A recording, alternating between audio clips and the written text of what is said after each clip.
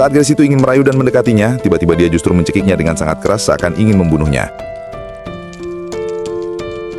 Saat dia sedang memeriksa mayat pria yang ada di sana, tiba-tiba gadis itu menyerangnya dari belakang. Pria ini hanya bisa terus menghindar saja dan berusaha mencari jalan keluar. Sayangnya dia justru terpojok dan tak bisa kabur lagi. Akhirnya gadis itu lalu menangkap dan mengikatnya di sana.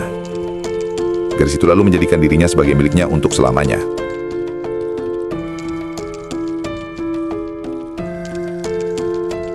Semua bermula ketika dokter ini mendapat keluhan dari salah satu pasiennya.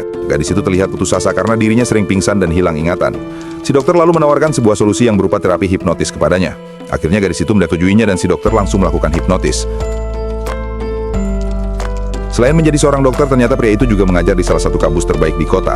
Di usia yang masih sangat muda ini, dia sudah mempunyai pencapaian yang sangat luar biasa. Sayangnya dengan semua kehebatan yang dia miliki, pria itu juga suka memanfaatkannya untuk mendapatkan wanita cantik yang dia sukai. Dengan rayuan dan ucapan manisnya, pria itu kerap memperdaya muridnya sendiri atau bahkan para pasiennya. Tak lama dia lalu bertemu dengan salah satu murid wanita yang termakan dengan ucapan manisnya. Pria itu lalu mengajaknya ke hotel untuk bersenang-senang dan berduaan. Keesokan harinya dia kembali melanjutkan sesi terapi hipnotis dengan pasiennya kemarin. Namun tiba-tiba sesuatu yang aneh terjadi. Gadis itu terlihat berbeda dan kemudian justru berusaha merayunya. Dia lalu segera membangunkan pasiennya dan menjelaskan apa yang barusan terjadi padanya. Sehari kemudian mereka kembali melanjutkan sesi terapi hipnotisnya, dan gadis itu kembali menunjukkan sesuatu yang tak biasa. Namun kali ini dokter itu tak bisa menahan godaan darinya dan dia justru hanyut ke dalam dekapannya. Sejak kejadian kemarin, dokter itu justru memanfaatkan ketidaktahuan dari pasiennya. Dia sering memanfaatkan sesi terapi hipnotis dengan menikmati kemuliaan tubuh dari gadis itu.